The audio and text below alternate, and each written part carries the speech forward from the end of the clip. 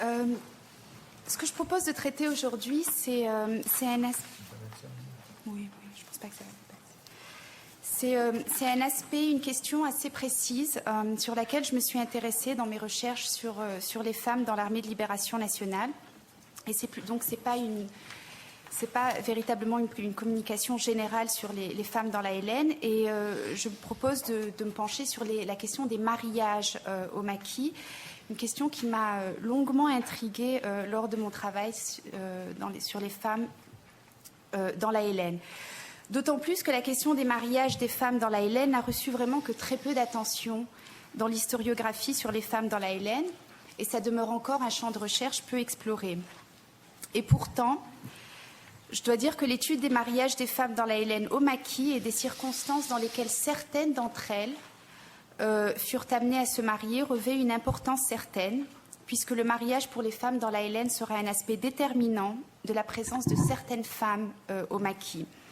Donc c'est vraiment une question qui représente un intérêt réel. Elle permet de saisir avec un peu plus de précision la réponse du FLN face à l'engagement des femmes dans la guerre, mais surtout face à leur présence dans la LN. Bon, ce qu'on peut également voir, c'est la vision et l'importance de ce que l'institution du mariage représente pour le FLN.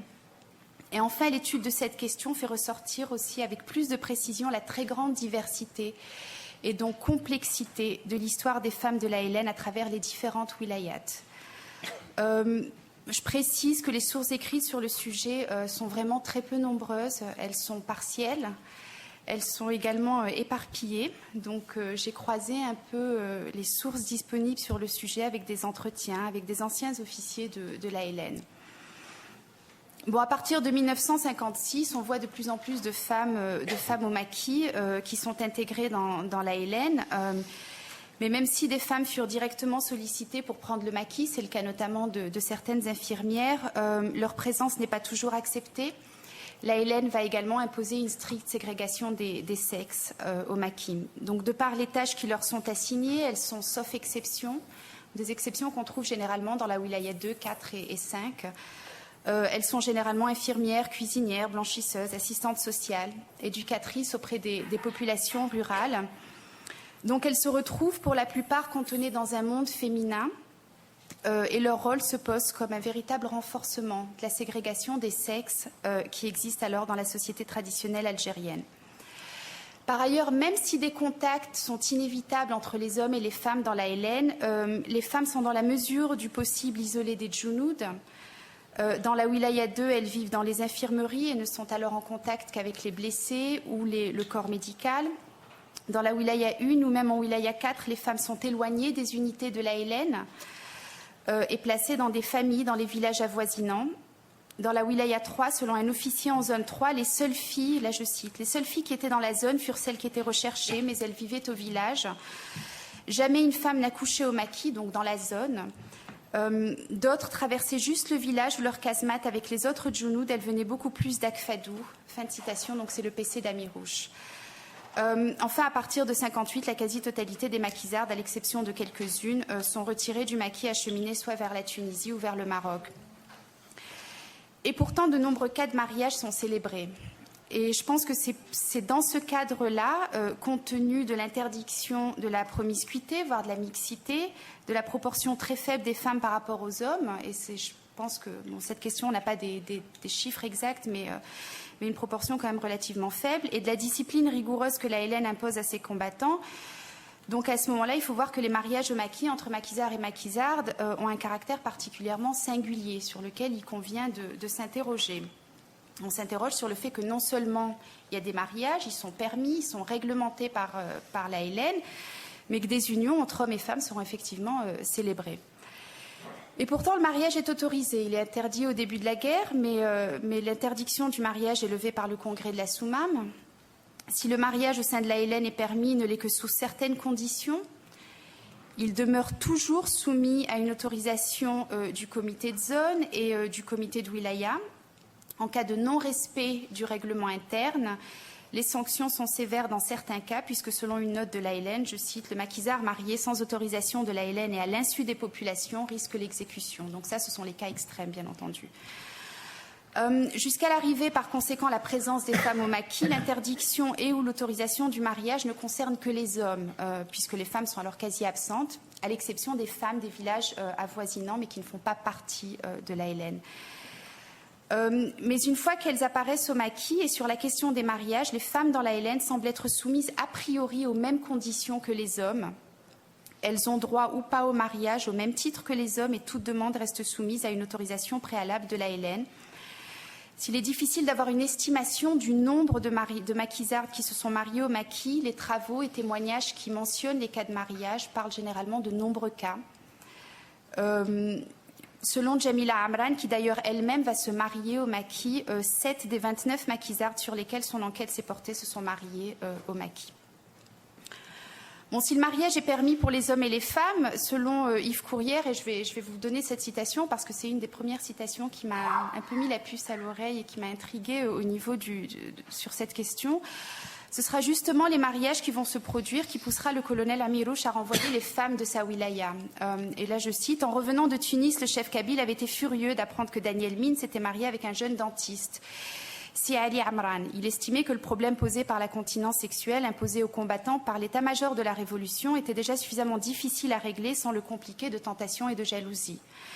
Les djounouds n'avaient pas manqué de remarquer que c'était les intellectuels qui trouvaient des femmes.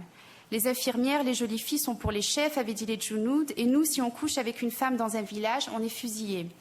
Lorsque le docteur Laliam demanda à Amirouche l'autorisation de se marier avec le docteur Nafissa Hamoud, le chef kabyle jugea que la coupe était pleine. À la réunion de Wilaya du 22 octobre, il décida que les femmes devaient partir pour la Tunisie, y compris et surtout la doctoresse. Bon, si cela est vrai ou pas, bon, reste encore à débattre, mais il faut voir que dans le contexte du maquis, et surtout compte tenu de la faible proportion des femmes par rapport aux hommes, il pourrait être concevable que les responsables de la Hélène aient perçu la question comme pouvant poser toutes sortes de problèmes. Et ça a été confirmé par un certain nombre de personnes que j'ai interviewées. Et d'ailleurs, en règle générale, les femmes des djounouds et des moudjahidines ne vivent pas avec leur mari. Mais le témoignage de Huriya, une ancienne moudjahida qui a été recueillie par Sherifa Bouatta, permet une certaine reconsidération sur le sujet.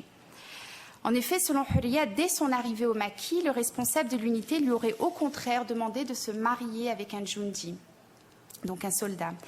Et je cite, « Quelque temps après être monté au Djbel, le responsable a suggéré que j'épouse un djoundi qui s'appelait Ali. J'ai refusé, j'étais trop jeune, elle avait alors 17 ans. Mais ils m'ont convaincue, ils m'ont également dit, tu ferais mieux de te marier, sinon tu seras peut-être envoyée en Tunisie. » Elle ajoute, à cette époque, beaucoup de femmes moudjahidettes furent envoyées en Tunisie et certaines d'entre elles sont mortes à la frontière. Huriya continue, je leur ai dit, qu'est-ce que mes parents et ma famille vont dire? Le responsable a répondu, ici nous sommes l'autorité, nous nous chargerons de ta famille. Quelque temps plus tard, j'ai reçu l'approbation de mon frère, je me suis mariée à Ali. Nous avons vécu ensemble pendant 3 mois et nous étions mariés pendant 1 an. La plupart du temps, nous n'étions pas ensemble. Mon mari est mort en 1959 lors d'un accrochage avec les Français. Je n'étais pas avec lui, j'ai eu une fille de ce mariage. Fin de citation. Or, après la mort de son mari, Huriya reste au maquis et elle va rester jusqu'en 1962. Et elle se marie une seconde fois.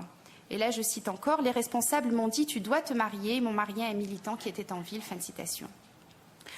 Bon, l'expérience de Huriya au maquis n'est pas, semblerait-il, unique ou exceptionnelle. En effet, selon le témoignage d'un officier de la Hélène dans la Wilaya 4, les responsables auraient suggéré aux jeunes filles de se marier. Certaines vont effectivement le faire. De plus, le mariage avec les maquisardes aurait été également proposé aux maquisards qui quittaient le maquis pour la Tunisie. Par ailleurs, dans ses mémoires, Mansour Rahal, en Wilaya 1, mentionne l'arrivée en mars 1958 de 2 jeunes filles. Et là, je le cite, elles avaient été rapidement orientées vers le PC de la zone 2 et devaient y séjourner plus d'1 mois en attendant qu'une décision fût prise les concernant. Fin de citation. Et en mai 58, elles faisaient partie d'un groupe qui partait pour la Tunisie. En fait, à leur arrivée, les responsables vont donner aux jeunes filles le choix, la possibilité de rester au maquis, mais seulement à condition qu'elles se marient. Elles vont choisir la Tunisie. Au cours de la réunion du GPRA du 17 août 1959, Ali Kafi dira par ailleurs, mais sans donner plus de précision, et cela en se référant au problème de la femme, au problème de la femme au sein de la Hélène, que je cite, c'est un problème auquel nous n'avons trouvé de solution que par le mariage. Bon, ces quelques témoignages permettent de poser quelques observations. Bon, en premier lieu, cela ne fait que confirmer les conclusions respectives de Mohamed Harbi et de Gilbert Meignier. sur la question, puisque en se donnant le droit d'autoriser ou non le mariage, effectivement, la Hélène se substitue à l'autorité du père. Mais ce qui est intéressant, c'est que la Hélène, qu'elle est autorisée ou encouragée ou pas le mariage entre maquisards et maquisardes, la question ne semble pas avoir profondément perturbé la ségrégation des sexes au maquis.